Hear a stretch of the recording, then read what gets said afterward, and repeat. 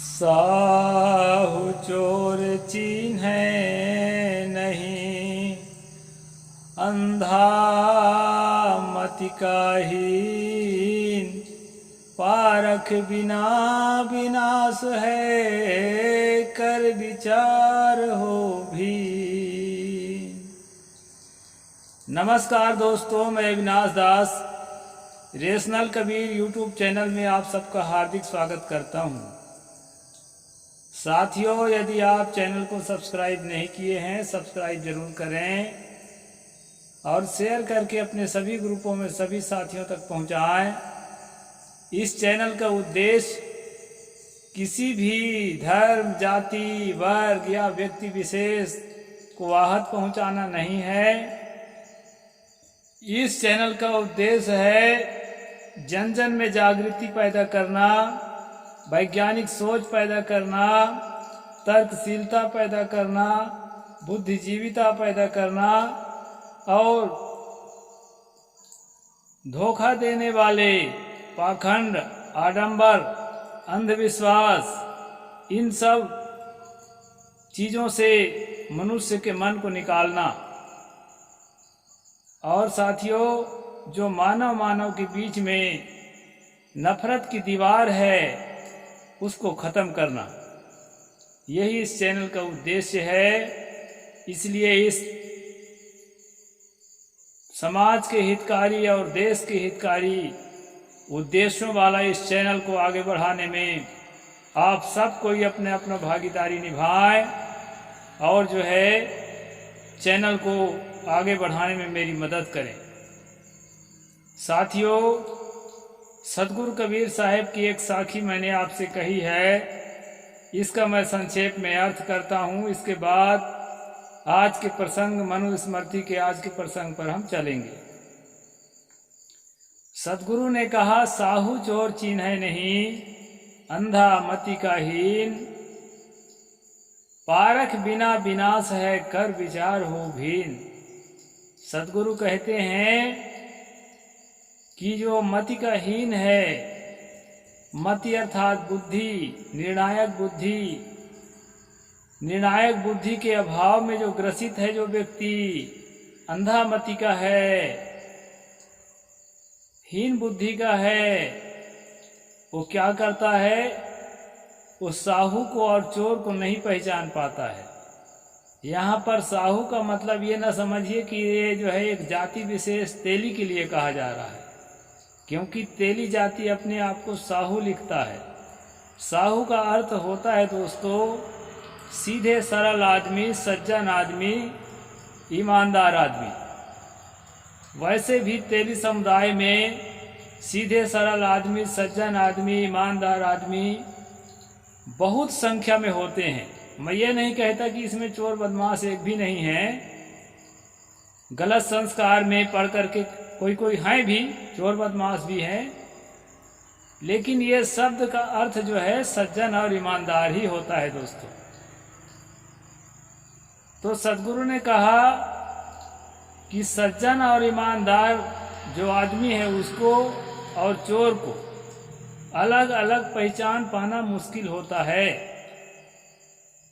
और जो आदमी मति का हीन है, अंधा मति का है, अंधविश्वासी है, वो इसमें अंतर नहीं निकाल पाता। उपाय क्या है? उपाय है पारख।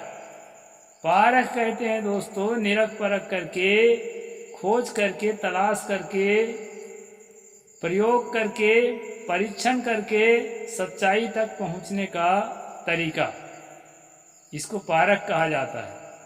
सतगुरु कहते हैं अगर ये पारख नहीं है ना, तो तुम अपने जीवन के कल्याणकारी तत्वों को विनाश कर रहे हो, अपने देश के कल्याणकारी तत्वों को विनाश कर रहे हो, समाज और राष्ट्र और दुनिया के, विश्व मानवता के कल्याणकारी तत्वों का विनाश कर रहे हो। क्यों कर रहे हो? पारख बिना विनाश है। इस प्रकार के निर्णायक बुद्धि के अभाव में तो कर विचार हो भीन। अगर यहाँ फंसे हो इस प्रकार के अंधश्रद्धा में फंसे हुए हो, आंख मूंद कर किसी बात को स्वीकार कर रहे हो, उसके निर्णय तक, सत्य तक नहीं पहुंच पा रहे हो, ऐसी स्थिति है तो उस पर विचार करो और उससे अपने आप को अलग कर लो। उससे जब अपने आप को अलग करोगे, अंधविश्वास से, आडंबर से, पाखंड से, अंधेरा से जब अपने आप को निकालोगे तो सत्य में पहुंचोगे, जहां प्रकाश है, जहां कल्याण है, जहां जीवन के हर उपलब्धियां सहजता से प्राप्त होती हैं। ऐसे बौद्धिकता में, ऐसे तर्कशीलता में, ऐसे बुद्धिजीविता में पहुंच करके तुम्हारा कल्याण हो जाएगा। इस प्रकार दोस्तों सदगुरु कबीर साहिब ने हमें बताया है। अब हम चलते हैं मनुस्मृति के आज के प्रसंग पर। दोस्तों आज का प्रसंग मैं उल्टे दिशा से चलते हुए आऊंगा। मतलब जो है 8वां अध्याय का 37 नंबर श्लोक की ओर लौटेंगे हम 44 से वापस 45 से या 46 से वापस लौटेंगे, 46 से 38 की ओर, 37-38 की ओर। सद्भिराचरितं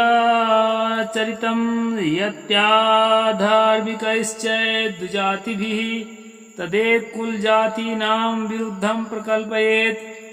धार्मिक अच्छे द्विजातियों से जो आचरण किया गया हो उसके तथा देश कुल के जाति के अनुकूल धर्म की व्यवस्था करे। यहाँ पर जो राजा सिंहासन पर बैठाया जा चुका है मनु के नियमानुसार, उसके लिए कर्तव्य बताया गया है दोस्तों कि धार्मिक और द्विजाति अच्छे आचरण करने वाले, मतलब जो ऊंची जाति का आदमी है उसका जो आचरण बताया गया है उस तरह से आचरण जो ऊंची जाति का करता है उसी के गुणों के आधार पर जो है धर्म की व्यवस्था करना चाहिए। आगे कहते हैं सत्यमर्थम च संस्पश्येदात् मनमथम साक्षिणम देशम रूपम च कालम च व्यवहार विधौ विस्थिता। राजा न्याय आसन पर स्थित होकर सत्य, धन, आत्मा, साक्षी, देश, रूप और काल इन सबको देखे। यानी कि यहाँ पर न्यायाधीश के जगह पर राजा ही है।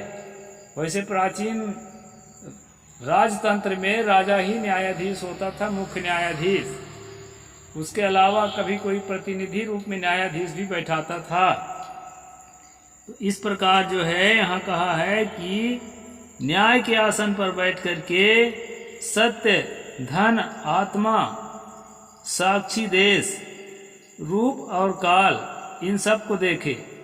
यानी कि वादी प्रतिवादियों के रूप को देखना, समय को देखना, समय पर विचार करना, जगह पर विचार करना, इस प्रकार से ये बातें सब ठीक है दोस्तों। किसी भी तथ्य तक पहुंचने के लिए इस तरह की चीजों को देखना आज भी पड़ता है।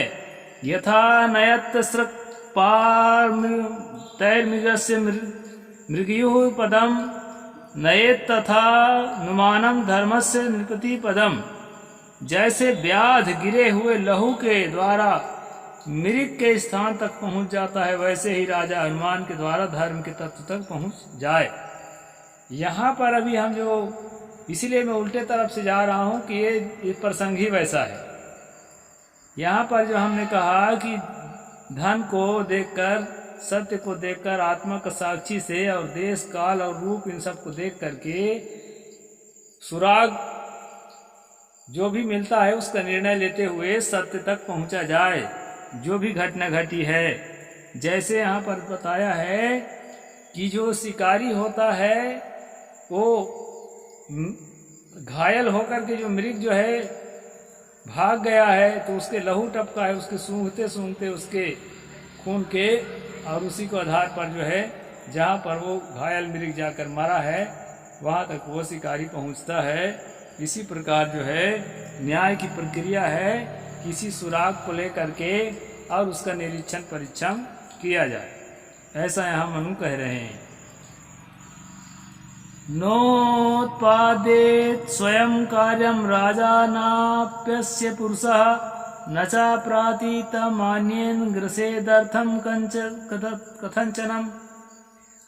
राजा अथवा राजा का प्रतिनिधि जो न्याय करता है स्वयं मामला खड़ा न करे और दूसरे से धन पाने की इच्छा से कभी भी मुकदमे को खारिज न करे।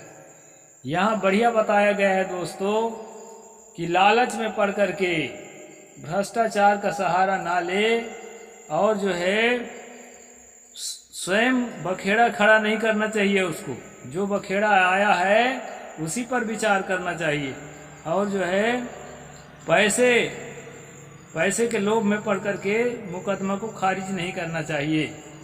इस प्रकार यहाँ मनु जी बता रहे हैं। ये बात भी ठीक है दोस्तों, हालांकि इसके विपरीत मनुवादी लोग आज कर रहे हैं, लेकिन ये बात ठीक है। स्वानि कर्माणि कुर्वाणं दूरे संतोपि मानवा प्रिया भवन्ति लोकस्य स्वे स्वे कर्मण्यवस्थिता। अपने नित्य के कर्मों को करता हुआ मनुष्य दूर होते हुए भी अपने अपने नित्य नैमित्तिक कार्यों के अवस्थित होने के कारण संसार का प्रिय होता है। यहाँ पर यह कहा है कि जो अपना कर्तव्य है उस कर्तव्य पर चलता हुआ आदमी जो है लोकप्रियता को प्राप्त करता है, लोक प्रतिष्ठा को प्राप्त करता है। जाति जान पदान धर्मान श्रेणी धर्मांश धर्मविता समीक्ष कुल धर्मांश स्वधर्म प्रतिपादयेत। धर्मज्ञ राजा जाति धर्म, देश धर्म, श्रेणी धर्म तथा कुल धर्म की समीक्षा करके उसके अनुकूल ही धर्म की व्यवस्था करे। यहाँ जो वर्णाश्रम व्यवस्था है दोस्तों, मनुस्मृति के रीढ़ की हड्डी है। यहाँ जो जातियां हैं, कई लोग कहते हैं मनुस्मृति में केवल वर्ण है, जाति नहीं है। लेकिन इन मूर्खों को जो है ना, एक बार मनुस्मृति अपने आंखों से पढ़ना चाहिए। बहुत मेरे कमेंट लिखते हैं, ऊपर का केवल जो है थंबनेल का शीर्षक देख लेंगे और आगे पूरा वीडियो देखते नहीं है। यहाँ पूरा जो है कई बार मैंने आपको दिखाया है, जातियों के नाम गिन गिन के बताया गया है। जातियां मनु में है, केवल वर्ण ही नहीं है, वर्ण के अतिरिक्त जो है वर्णों को जातियों में भी बांटा जा चुका था मनु की रचना तक। तो जातियों को वर्णन इसमें आता है, इसमें लाग लपेट करके आड़ा तिरछा करने की जरूरत नहीं है। यहाँ पर मनु ने कहा है जो राजा धर्मात्मा है वो जाति धर्म, जिसका जाति का जो कर्तव्य बताया गया है उसके आधार पर वो चल रहा है कि नहीं चल रहा है। देश धर्म अपने क्षेत्रीय जो रीति रिवाज है उसके अनुसार चल रहा है कि नहीं चल रहा है। श्रेणी धर्म किस श्रेणी का है, अगर शूद्र भी है तो शूद्रों में श्रेणी है। एक अंत्यज शूद्र जो अछूत होता है, एक सशूद्र शूद्र होता है, उनमें भी जो है अनेक विभाग रहे होंगे। उस श्रेणी के हिसाब से को स्तर के हिसाब से उनके स्तर देख करके, और कुल धर्म उनके जाति समुदाय का क्या निर्धारित धर्म है, क्या चलता है उनके समुदाय में, उन सारी चीजों की परीक्षा करने के बाद ही राजा जो है न्याय का व्यवस्था उनके लिए करे। तो दोस्तों आज जो हमारे भारत में सबके लिए एक समान कानून है, उस कानून की बात यहाँ पर मनु ने नहीं किया है। धर्मज्ञ राजा को, जो धर्मात्मा राजा है, उसको कहा है जाति धर्म, देश धर्म, श्रेणी धर्म और कुल धर्म की समीक्षा करने को कहा है। इस बात को ठीक से समझना चाहिए। दातव्यम सर्ववर्णेभ्यो राज्ञा चौरहितं धनम राजा तदुपयुञ्जानश्चौरस्य आपनोति किल्बिषम्। चोरों से चुराए हुए धन को प्राप्त कर राजा सब वर्णों के स्वामी को दे दे। यदि राजा स्वयं उसका उपभोग करे तो उसे चोरी का पाप लगता है। सतगुरु ने ठीक ही कहा है, ब्राह्मण ही सब कीन्ही चोरी, ब्राह्मण ही को लागल खोरी। ब्राह्मण बदनाम इसलिए है दोस्तों, वो सचमुच सब तरह की चोरियां उसी ने ही की है। ऐसा कबीर साहब ने क्यों कहा, ये श्लोक से एकदम स्पष्ट हो जाएगा आपको। यहाँ पर मनु ने कहा चोरों के द्वारा चुराया हुआ जो धन है वो सब वर्णों के स्वामी को दे दे। सब वर्णों का स्वामी कौन है? ब्राह्मण। ब्राह्मण जो है प्रथम वर्ण है और वही सब वर्णों का स्वामी है। आगे और स्पष्ट कर देंगे, इसलिए उल्टा तरफ से चल रहा हूं कि स्पष्टता अच्छी तरह से आ जाए। तो राजा अगर स्वयं उस धन का उपभोग करेगा तो चोरी करने का पाप जो है राजा को लगेगा, यानी ब्राह्मण को पाप और कुछ नहीं लगता है। चाहे चोरी का धन दे दें, डकैती का धन दे दें, लूट खसोट का धन दे दें या स्वयं लूट खसोट चोरी कर लें, उनके लिए सब जायज है। इस प्रकार से जो दोस्तों यहाँ मनु का संविधान हमें बता रहा है। निधि नाम तो पुराणानाम धातु नाम उचितो अर्ध भाग्रसा दक्षा भूमेर्धिपतिर्सह। यहाँ पर बताया है पृथ्वी में गड़े हुए पुराने द्रव्यों और धातुओं की रक्षा करने के कारण आधे भाग का स्वामी राजा होता है, क्योंकि भूमि का स्वामी है।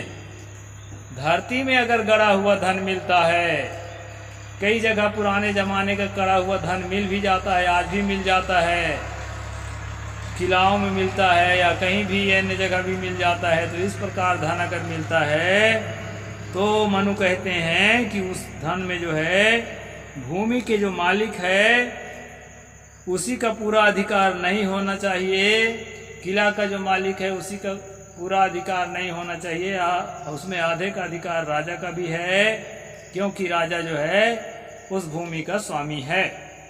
इस प्रकार यहाँ बता रहे हैं दोस्तों गड़े धन के लिए। अभी चोरी वाला धन के लिए बताए, उसके ब्राह्मण को दे देने को कहा है। जाति का नाम नहीं लिखा है, लेकिन अभी आगे लिखेगा, उसको भी दिखाऊंगा मैं स्पष्ट करके। यम तु पश्ये निधम राजा पुराणम निहितम छितो तस्मात् द्विजोभ्यो दत्तार्थ अधर्म कोशे प्रवेशेत।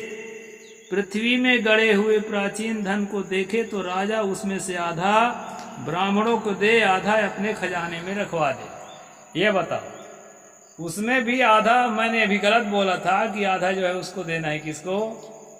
जमीन के तत्काल मालिक को। मेरे भूल हो गई, सॉरी। आधा जो है राजा रखा है और आधा ब्राह्मणों को दे दे। अगर धरती में गड़ा हुआ मिला है तो, और चोरी किया हुआ, जब्त किया हुआ मिला है तो उसमें जो है पूरा की पूरा ब्राह्मण को ही दे दे वो धन। इस प्रकार से जो है दोस्तों यहाँ पर मनु ने ब्राह्मण को फायदा पहुंचाने के लिए बढ़िया जुगाड़ बना दिया है अपने संविधान में। विद्वांस तु ब्राह्मणो दृष्ट्वा पूर्वोपनिहितम निधिम अशेषे तो अप्यादिश सर्वाप्याधिपतिरीसः।